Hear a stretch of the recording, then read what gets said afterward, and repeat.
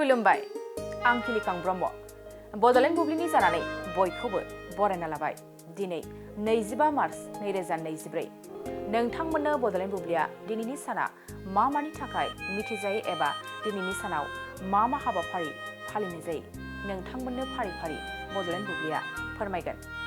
दिनैनि सानखौ हलिडे महरै फालिनाय जायो दिनैनि सानाव भारत हादराव हलिखौ बायदि गाबफोरजों उदाङै फालियो हलि फोरबोआ बयनिख्रुइबो मुंदांखासिन फोरबोफोरनि गेजेराव मोनसे बे हलि फोरबोआ हिन्दु धोरोमनि मोनसे रंजाथायनि फोरबो हलि फोरबोआ हिन्दु धोरोमनि मोदाय राधा कृष्णनि अरायथा आरो सोरगोआरि अननायखौ मान होयो भारतनि सुबुंफोरा गुबुन गुबुन ओनसोलफोराव हलि फोरबोखौ फालिनायनि गावबा गावनि रुजुजायै आदबफोरजों फालियो बेनि अनगायैबो दिनैनि सानखौनो pecan day Greek independence day international waffle day आरो टोकेन रीडिंग डे महरैबो फालिनाय जायो नोंथांमोननो बडलेण्ड बुब्लिया दिनैनि सानाव मा हाबाफारिफोरजों मिथिजायो आरो मा हाबाफारिखौ फालिनाय जायो फोरमायबाय गोजोन्थों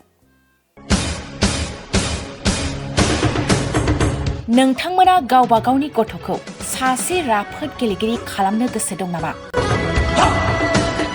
रायजोआरि हादरारि हादर गेजेर थाखोसिम गेलेगिरि खालामनो गोसो दंब्ला नोंथाङा गोबाव दा खालामसै सासे राफोद रोंखा-राखा गेलेगिरि खालामनो थाखाय नोंथाङा जानजि खाफ्रादो आरो मुं थिसनहैदो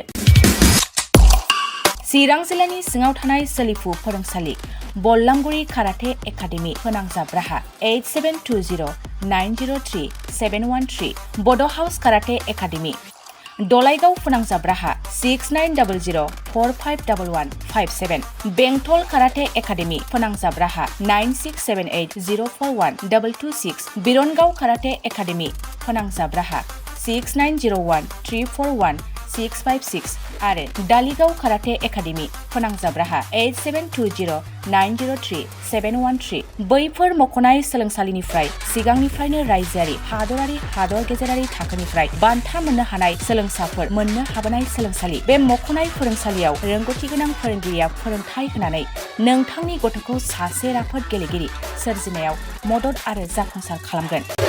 अब्ला मानोथो गोबाव खालामनो थाबैनो मुं थिसनहैदो